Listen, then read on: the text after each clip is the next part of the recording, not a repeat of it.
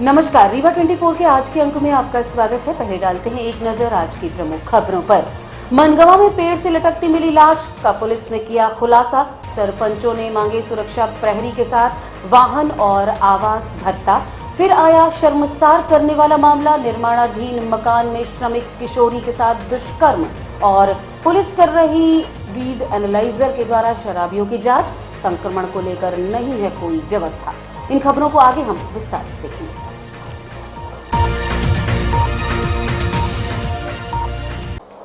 सरपंचों ने मांगे सुरक्षा प्रहरी के साथ वाहन और आवास भत्ते। पंचायती राज, ग्राम स्वराज एवं रामराज की परिकल्पना को साकार करने के लिए सरपंचों ने भी अपनी मांगों को मुख्यमंत्री के सामने रख दिया है। दरअसल मुख्यमंत्री के नाम कमिश्नर को सौंपे गए ज्ञापन में सरपंचों ने 9 सूत्रीय मांग रखी है, जिसमें सरपंचों का वेतन 50,000, 25,000 पेंशन, सुरक्षा के लिए सुरक्षा प्रहरी, आवास, यात्रा भत्ता के साथ वाहन सुविधा, प्रतिनिधि नियुक्ति के साथ साथ वित्तीय अधिकार और ग्राम पंचायत के कर्मचारियों की नियुक्ति, स्थानांतरण, निलंबन एवं बर्खास्तगी के अधिकार की मांग की है। देखिए, ऐसा है कि सरपंच जो है वो भी उसी तरह के निर्वाचित जनप्रतिनिधि है जिस तरह से सांसद और विधायक है। तो अगर आप वेतन और अन्य सुविधाओं भत्तों की विसंगतियों पर नज़र डालें तो जमीन आसमान का अंतर है।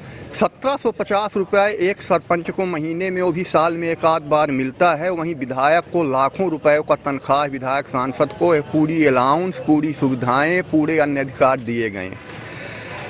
पंचायती राज, ग्राम स्वराज अधिनियम में जितने भी अधिकार दिए गए थे सरपंचों को, आज उनमें से लगभग 80% से ऊपर अधिकारों की कटौती की जा चुकी है, दूसरों को सौंप दिया गया है। आप जिस सचिव को, जिस रोजगार सहायक को नियुक्त करते हैं, आज उसकी तनख्वाह 35,000 है और जो नियुक्त करता है वो 1750 में है। उसको हटाने की, निलंबन करने की, सस्पेंशन करने की, टर्मिनेशन करने की एक भी अधिकार पावर नहीं है। जब नहीं है तो क्यों सुनेगा सरपंच की? अगर आप ये पढ़ें पंचायत राज, ग्राम अधिनियम, तो उसको पंचायत को एक स्वायत्त संस्था माना गया है। ग्राम सभा को संसद और विधानसभा जितना पावर दिया गया है, वो एक विधायक और सांसद तो कुछ नहीं है जितना ग्राम पंचायत को माने अधिनियम में पावर दिया गया है। तो उस पावर को एक्सरसाइज आप करने ही नहीं दे रहे हैं, सब अधिकार आप ले रहे हैं। तो इस तरह से अगर आप देखेंगे तो सरपंच तो उनसे बड़ा हो गया और कोई भी पावर, कोई भी हक, कोई भी अधिकार आप उसको दे के रखे हुए नहीं है। ना तो कोई अलाउंस दे रहे हैं आप, और ना तो सुरक्षा गार्ड दे रहे हैं, ना वेतन भत्तों के साथ साथ आप आवास दे रहे हैं, ना प्रतिनियुक्त करने का दे रहे हैं, ना पेंशन दे रहे हैं। आखिर आज इसके बाद हम रिटायर होंगे, हमारा कार्यकाल समाप्त होगा, तो हमको जब कोई पेंशन नहीं तो हम कैसे सर्वाइव करेंगे? अभी आप कितनी वेतन की मांग? अभी मात्र हम कह रहे हैं सरकार से कि एक सम्मानजनक कम से कम 50,000 रुपया भी तो दें हमको, जिससे कि कोई भी वेतन के नाम पे लगे कि वेतन दिया जा रहा है, ये न लगे कि मजाक किया जा रहा है। एक विधायक के सारे अधिकार चाहिए। हाँ, एक विधायक के सारे अधिकार दीजिए आप हमको। जो कर्मचारी हैं हमारे पंचायत क्षेत्र के अंतर्गत, उनकी नियुक्ति की, सस्पेंशन की, इनका अधिकार दीजिए। फिर देखिए कैसे नहीं सुनते। आज आपका कोई भी आदेश है, कोई भी कार्य है, आपको कहना है तो सुनते ही नहीं, क्योंकि जानते हैं कि हमारा कुछ डैमेज नहीं कर सकता, कोई नुकसान नहीं कर सकता। निर्माणाधीन मकान में श्रमिक किशोरी के साथ दुष्कृत्य किए जाने का मामला एक बार फिर प्रकाश में आया है। किशोरी अपनी भाभी के साथ छोटी दरगाह स्थित लेबर मंडी में खड़ी थी। गुरुवार की सुबह आरोपी ठेकेदार मौके पर पहुंचा और किशोरी और उसकी भाभी को बाइक में बैठाकर पचमढ़ा स्थित निर्माणाधीन मकान में ले गया। भाभी जहां बाहर काम कर रही थी, वहीं किशोरी मकान के अंदर कार्य में लगी हुई थी। इसी दरमियान आरोपी ठेकेदार ने किशोरी का मुंह दबाकर उसके साथ गलत काम किया। चीखते हुए बाहर निकली किशोरी द्वारा घटना के बारे में अपनी भाभी और अन्य श्रमिकों को बताया गया। थाने पहुंचे श्रमिकों द्वारा ठेकेदार के खिलाफ थाने में शिकायत दर्ज करवाई गई। पुलिस द्वारा किशोरी का मेडिकल परीक्षण करवाया गया। किशोरी ने पुलिस को दिए बयान में बताया कि मेरे परिवार की आर्थिक स्थिति दयनीय है, इसी कारण से मैं भी कभी कभार मजदूरी करने के लिए आ जाती हूँ। गुरुवार को मैं श्रमिक मंडी में खड़ी थी, कई ठेकेदार आए लेकिन कुछ कम रुपए दे रहे थे, तो कुछ ही साइट दूर थी, जिसके कारण हम नहीं गए। इसी बीच जायसवाल नाम का ठेकेदार आया और हमें काम में ले गया, जहां आरोपी ने मेरे साथ गलत काम किया। क्या गया है, बोल रहा था कि मारेंगे, तुम्हें पास जाएंगे। तो ये काहे को गई थी आप उधर? मेरे को बोल रहा था चलो काम करने, तो मैं कहा ठीक है। ये मेरे को ले गए यहाँ से, बोला चलो फरुआ उठाओ एक गाड़ी अंदर। ये मेरे साथ लपट कर गलत काम करा है। कहाँ पे चल रहा है? यहीं पास चल रहा है, बगल में पचमढ़ा मंदिर के पास। हाँ। ये क्या लोग थे वो लोग? वो एक ही था, अब अब्बा थे। किस घर में, आप जानते हैं उस घर को? हाँ, ये घर जानते हैं वहाँ पास। बगल में चल अभी रहा वो लड़का है वहाँ? वो लड़का यही गया मेरे को रगेदी थी मारने के लिए। मनगवा थाना अंतर्गत आम के पेड़ पर लटकती मिली महिला की लाश की हुई शिनाख्त, परिजनों ने जमकर मचाया हंगामा। मनगवा थाना अंतर्गत एक महिला की आम के पेड़ में लटकती हुई लाश मिली थी, जिसकी पहचान माया साकेत के रूप में की गई है। थाना प्रभारी जयप्रकाश पटेल ने बताया कि महिला मनिकवार चौकी के अंतर्गत भीर गांव की रहने वाली है। उन्होंने बताया कि 9 तारीख को महिला गुम हुई थी और 10 तारीख को उसके ससुर द्वारा गुमशुदगी की रिपोर्ट दर्ज करवाई गई थी, जिसकी तलाश पुलिस द्वारा की जा रही थी। इसी दौरान लाश बरामद हुई है। लाश मृतका के गाँव से लगभग 4 किलोमीटर दूर पलिया 352 में आम के पेड़ पर लटकती हुई मिली है। घटनास्थल का मुआयना करने के बाद ये लग रहा है कि लाश लगभग 7 से 8 दिन से लटक रही थी, जिस वजह से बॉडी डिकम्पोज हो गई है। वहीं परिजनों ने लाश मिलने के बाद हंगामा मचा दिया। आपको याद दिला दें कि 17 तारीख को बहुजन समाज पार्टी के बैनर तले एक ज्ञापन सौंपा गया था, जिसमें बताया गया था कि ज्ञापन सौंपने वालों ने भीर गांव के रहने वाले गुरु तिवारी के ऊपर संदेह जताया और ये भी कहा था कि जल्द ही हत्या हो सकती है, जिसकी खबर रीवा द्वारा प्रसारित भी की गई थी। विज्ञापनों ने यह भी बताया कि कुछ दिनों पहले नईगढ़ी थाना अंतर्गत सावित्री साकीत की हत्या कर दी गई थी और बाद में उसके पति द्वारा कहने के बावजूद अज्ञात के ऊपर मामला दर्ज किया गया था। पुलिस मृतका की लाश को लेकर संजय गांधी अस्पताल पहुंची हुई है, जहां उसका पोस्टमार्टम चल रहा है। पोस्टमार्टम की रिपोर्ट के बाद ही पुलिस कुछ निर्धारित कर पाएगी। खबर लिखे जाने तक महिला की मौत के बाद परिजनों और ग्रामीणों ने जमकर हंगामा मचाया हुआ है। सूबेदार अंजलि गुप्ता ने शराब पीकर वाहन चलाने वालों पर की कार्यवाही, एनालाइजर मशीन से शराबियों की चेकिंग। रीवा पुलिस अधीक्षक नवनीत भसीन के निर्देशानुसार जिले भर में नशा मुक्ति एवं नशा पकड़ने का अभियान जारी है, जिसके तहत जिले भर के विभिन्न क्षेत्रों में गठित टीम द्वारा नशीले पदार्थों को रोकने के लिए कार्यवाही की जा रही है, जिसके तहत नशीले पदार्थ को न बेचने की समझाइश देते हुए दुकानदारों द्वारा रखे प्रतिबंधित चीजों को नष्ट किया जा रहा है। वहीं आज जय स्तंभ के पास यातायात सूबेदार अंजलि गुप्ता ने यातायात के नियमों का उल्लंघन करने वालों के ऊपर लगातार चालानी कार्यवाही की। वाहन चालकों को रोककर चालक को मशीन में फूंक मरवाने के बाद ये स्पष्ट हो जाता है कि नशे में वाहन चला रहा है या नहीं। कार्यवाही लगातार जारी रहेगी। ब्रीथ एनालाइजर को लेकर लोगों में एक संशय भी बना हुआ है। हाल ही में कोरोना महामारी के प्रकोप से सभी गुजर चुके हैं। ऐसे में लोगों के बीच दहशत का माहौल है, क्योंकि हर व्यक्ति की जांच के लिए तो ब्रीथ एनालाइजर का इस्तेमाल नहीं किया जा सकता। ऐसे में प्रशासन को यह व्यवस्था भी बनानी होगी। अगर एनालाइजर के इस्तेमाल से किसी प्रकार का संक्रामक रोग होता है, उसकी जिम्मेदारी किसकी है? प्रशासन की, पुलिस की या खुद उस व्यक्ति की? रीवा 24 आपसे अपील करता है कि नशे की हालत में वाहन बिल्कुल न चलाएं। आज ब्रीथ एनालाइजर के माध्यम से यहाँ जय स्तंभ चौक पर कार्रवाई की जा रही है, जिसमें दारू पीकर वाहन चलाने वाले वाहन चालकों के खिलाफ कार्रवाई की जा रही है, जिसमें आज 4 से 5 ब्रीथ एनालाइजर के माध्यम से ड्रिंक एंड ड्राइव में गाड़ियाँ पकड़ी गई हैं। पिकअप वाहन, 4 व्हीलर वाहन, 2 व्हीलर वाहन, जिनमें कार्रवाई की जा रही है। अभी तक कितने लोग पकड़े गए? आज तो अभी 4 ही लोग पकड़े गए हैं। लगातार कार्रवाई की जा रही है 3-4 दिनों से, जिसमें डेली 4 से 5 वाहन चालक जो दारू पी के गाड़ी चला रहे हैं उनके प्रति कार्रवाई करके न्यायालय प्रकरण भेजा जा रहा है, जिसमें उनके खिलाफ जुर्माने की कार्रवाई की जा रही है। लगभग कितना जुर्माना होता होगा शराब पीने के बाद? वो तो न्यायालय से ही प्रकरण, यहाँ से प्रकरण बना के भेज दिया जाता है, न्यायालय द्वारा ही जुर्माने की कार्रवाई की जाती है।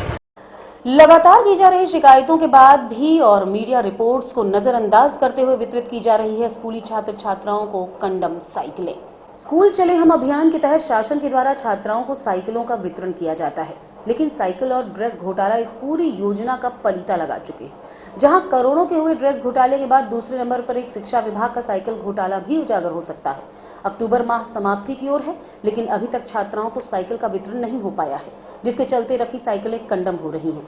वितरित की गई साइकिलों के संबंध में प्राचार्य ने बताया कि अभी कुल 2213 साइकिलों का वितरण किया जाना है, जिसमें लगभग 600 साइकिल वितरित हो पाई हैं। खराब साइकिलों के वितरण के सवाल पर प्राचार्य ने कहा कि साइकिल का निर्माण विद्यालय परिसर में ही किया गया है।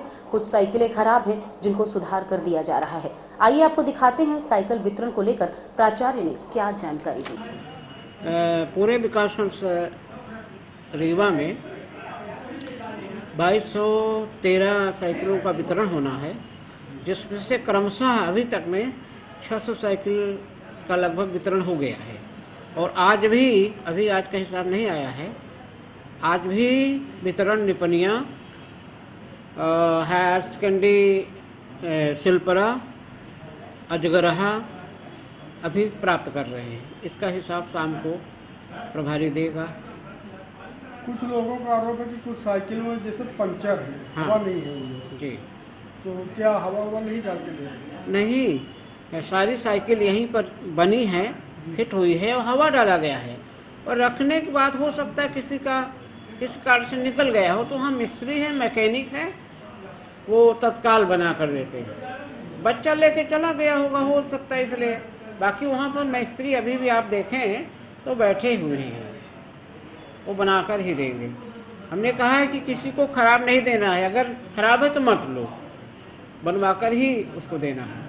और एकदम नई है, कोई गड़बड़ी नहीं है। हवा की बात सामान्य हो सकती है, मैं इसको प्यार करता हूँ। क्या नाम सर? आर्यल दीपांकर, विकास खंड शिक्षा अधिकारी रीवा। दिनांक 19 अक्टूबर 2022 को अमृत महोत्सव के स्वतंत्रता की 75वीं वर्षगांठ के उपलक्ष्य में संगोष्ठी का आयोजन डॉक्टर आरती सक्सेना के मार्गदर्शन में कराया गया। कार्यक्रम का शुभारंभ अमृत महोत्सव संयोजक डॉक्टर अभिलाषा श्रीवास्तव द्वारा किया गया। प्रथम वक्ता डॉक्टर अखिलेश शुक्ल ने बघेल खंड के स्वतंत्रता संग्राम पर विशेष रूप से ठाकुर रणमत सिंह के योगदान को बघेल खंडी भाषा में प्रस्तुत किया। उन्होंने बताया कि आजादी की पहली लड़ाई 1857 में कोठी रियासत मनकहरी ग्राम के निवासी ठाकुर रणमत सिंह ने अंग्रेजों के छक्के छुड़ा दिए। दूसरी वक्ता डॉक्टर बीके शुक्ल ने एक भारत श्रेष्ठ भारत पर प्रकाश डाला एवं कंप्यूटर की उपयोगिता भी बताई। तीसरी वक्ता के रूप में डॉक्टर शिप्रा द्विवेदी, प्राध्यापक हिंदी, ने भारत की अखंडता एवं एकात्मता पर सार गर्भित भाषण प्रस्तुत किया। इसी प्रकार चौथी वक्ता डॉक्टर सुनीति व्यास, रिटायर्ड व्याख्याता एवं समाज सेवी, ने बच्चों को नैतिक शिक्षा के साथ साथ मध्य प्रदेश के बलिदानियों को भी याद किया। इस कार्यक्रम का संचालन डॉक्टर भारतेंदु मिश्र तथा आभार डॉक्टर केशर कली तिवारी द्वारा किया गया। इस आयोजन में छात्र छात्राओं से हॉल भरा रहा एवं वनस्पति शास्त्र के विभागाध्यक्ष डॉक्टर संजीव दुबे, सैन्य विज्ञान के विभागाध्यक्ष doctor Rajiv Kumar Singh, doctor Smriti, doctor Sheeba, doctor Rachna, doctor Shanti, doctor Lakshmi, doctor Sanjay, doctor Devendra, doctor Ashish की उपस्थिति रही।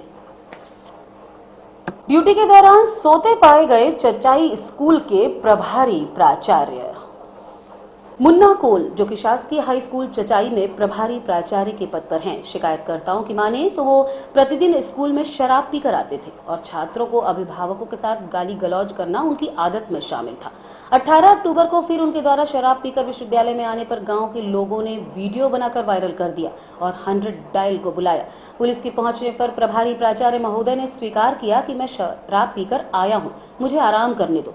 वीडियो में आप देख सकते हैं कि किस तरह टाट की पट्टी पर आराम से सोए हुए पुलिस वाले उठा रहे हैं, लेकिन उन्हें होश ही नहीं है। टाट पट्टी से आप अंदाजा लगा सकते हैं कि प्राचार्य महोदय अगर इन सब कामों के अलावा सरकार के पास स्कूल की समस्याओं को लेकर अपनी बात पहुंचाते तो जो बच्चे टाट में बैठ रहे हैं या खुद टाट पर सो रहे हैं तो शायद स्कूल की व्यवस्था भी उचित बन सकती थी। गांव वालों को इस ओर भी ध्यान देना चाहिए कि सिर्फ प्राचार्य महोदय समस्या नहीं है, समस्या पूरा सिस्टम है, जिसको ठीक करना अब स्वयं गांव वालों की ही जिम्मेदारी है। फिलहाल प्रभारी प्राचार्य महोदय को उचित सजा देने और अन्य कहीं ट्रांसफर करने की स्थानीय लोगों ने मांग की है। सर, हमारे गांव में स्कूल है, हाई स्कूल है, तो वहाँ के प्रिंसिपल हैं जो हैं तो मुन्ना लाल कोल हैं, वो डेली दारू पी के आते हैं। कब ये 18 तारीख की बात है, 18 तारीख को वहाँ पर दारू पी के गाली बक रहे थे, तो बच्चों ने वहाँ से बताया किसी को, हमको भी पता चला, तो हम लोग गए वहाँ पर। जब गए तो बहुत करीब 30 आदमी हम लोग वहाँ इकट्ठा हो गए और 100 नंबर को डायल किया कि पुलिस वाले को बुला लें, फिर इनका शिकायत करवाएं। इतने में ये गए तो एक कमरा में बच्चों को भगा करके और उसी पे टाट पे लेट गए और सोने का नाटक कर रहे थे कि सो गए थे। उसमें बस्ता भी रखी, बस्ता भी। इतने में 100 नंबर आया, 100 नंबर आ गए। तो 100 नंबर वाले उनको देखा और उनका वीडियो भी लिया और फिर उनको उठाए, पूछे कि क्यों मार साहब तबीयत खराब है क्या? तो उन्होंने बोला कि नहीं हमारी तबीयत नहीं खराब है। कहीं क्यों, क्या पी लिए हैं, क्या गंधा रहे थे? तो बोले कि पी लिए हैं क्या? कहीं हाँ सर पी लिए हैं। हो यही बोल रहे थे वहाँ पर बोले। तो हम लोग चाहते हैं कि उनका ट्रांसफ़र कर दिया जाए वहाँ से। वो डेली दारू पी के उनका बच्चों का भविष्य बर्बाद हो रहा है। वहाँ कोई मास्टर नहीं पढ़ा नहीं पाते हैं उनके लगाए। तो हम लोग सब यही आए हैं यहाँ कलेक्टर साहब। और रुकेंगे एक छोटे से विराम के लिए। आप बने रहिए रीवा 24 न्यूज के साथ। हड्डी जोड़ एवं रीढ़ रोग तथा स्त्री रोग एवं प्रसूति रोग का इलाज एक ही छत के नीचे। विघ्नहर्ता hospital and trauma centre, hotel landmark के पास, रतहरा, रीवा। डॉक्टर संतोष सोनी, पूर्व चिकित्सक, बॉम्बे हॉस्पिटल, मुंबई। हड्डी जोड़ एवं रीढ़ रोग विशेषज्ञ, छोटे चीरे एवं दूरबीन विधि द्वारा हाथ तथा पैर की हड्डियों का ऑपरेशन। गठियाबात, जटिल एवं बिगड़े हुए फ्रैक्चर का बेहतर इलाज करते हैं डॉक्टर संतोष सोनी। विघ्नहर्ता हॉस्पिटल ट्रॉमा सेंटर में ही स्त्री एवं प्रसूत रोग विशेषज्ञ डॉक्टर शैलजा सोनी भी उपलब्ध हैं, जिनकी देखरेख में नॉर्मल डिलीवरी, सिजेरियन ऑपरेशन एवं बच्चेदानी से संबंधित ऑपरेशन की बेहतर सुविधा। संतानहीन दंपत्ति तत्काल संपर्क करें।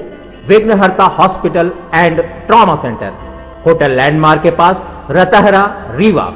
सुविधाजनक एवं सफल इलाज हेतु आज ही संपर्क करें। विघ्नहर्ता hospital and trauma centre, hotel landmark के पास, रतहरा, रीवा। मोबाइल नंबर 7828781983 अथवा 8462956774 पर। आने वाले त्योहारों धनतेरस और दीपावली के लिए बाजार सज गए। हिंदुओं का सबसे बड़ा त्योहार दीपावली 24 तारीख को आने जा रहा है, जिसकी तैयारियां लोग महीनों पहले से शुरू कर देते हैं। आपको बता दें कि दीपावली ऐसा त्योहार है जिसमें पूरे घर की सफाई होती है, साथ ही लक्ष्मी और गणेश जी का पूजन किया जाता है। इस दौरान व्यापारियों के लिए यह त्योहार सबसे ज्यादा महत्वपूर्ण होता है। रीवा 24 न्यूज के कैमरामैन और रिपोर्टर सुनील शर्मा ने आज बाजार को अपने कैमरे से कैद किया है। आइए आपको ले चलते हैं सीधे रीवा के बाजार में, जहाँ दुकानदारों ने लक्ष्मी गणेश की प्रतिमा सजा ली है। साथ ही विभिन्न प्रकार के सजावटी सामान, पटाखे, मिठाइयां और भी बहुत कुछ बाजारों में भर चुका है। तो चलिए आपको लिए चलते हैं रीवा शहर के बाजार की ओर।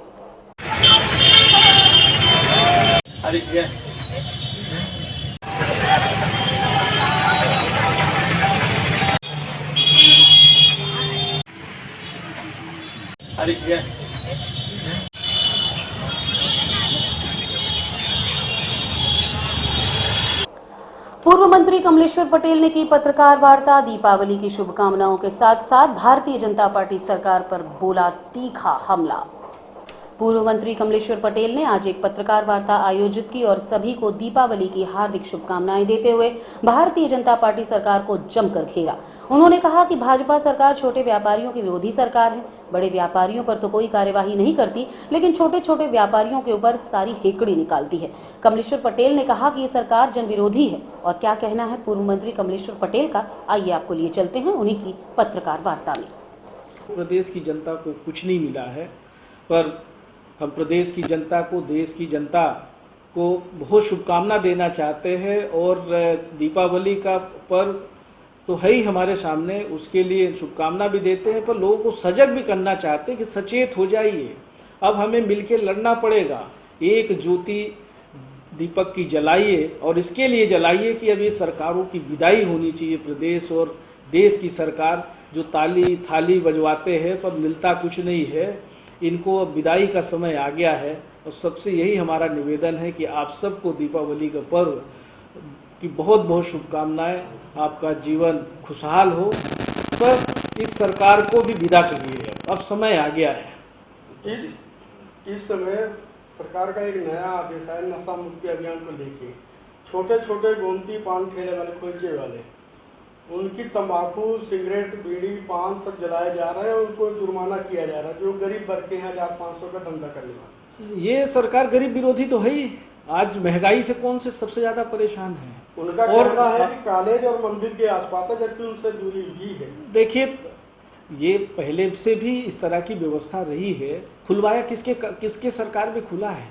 ये पनपा किसके सरकार में है? टोले मजरे में जो ये अवैध काम चल रहा है, इसी सरकार में तो पनपा है ना। पहले खुलवाइए, फिर लोगों को परेशान करिए। एक आदमी जुर्म करता है, पूरे परिवार को नष्ट कर देते हैं। तो ये जुर्म जो हो क्यों रहे हैं? आपकी कानून व्यवस्था पहले से इस तरह की मुस्तैद क्यों नहीं है? तो आपके लोग ही तो ये सब करा रहे हैं। जब आप ले दे के पोस्टिंग करोगे, जिले में थानों की बोली लगेगी, और जब आप अधिकारी कर्मचारी किसी विभाग का ट्रांसफर करते हैं तो बड़ी बड़ी जब रकम लेंगे तो वसूली अभियान तो करेंगे, और गरीबी परेशान होगा, किसान परेशान होगा, मजदूर परेशान होगा। तो इस सरकार में तो परेशानियों का दौर चल रहा है। अधिकारी कर्मचारी भी परेशान है, ईमानदार अधिकारी कर्मचारी बहुत दुखी हैं इस सरकार से।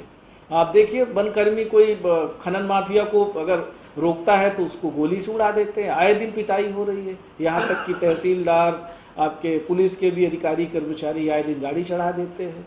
तो इस सरकार में ही तो ये कानून व्यवस्था खराब हुई। इसके लिए जिम्मेदार तो यही सरकार के मुखिया हैं, भाजपा के नेता जिम्मेदार हैं।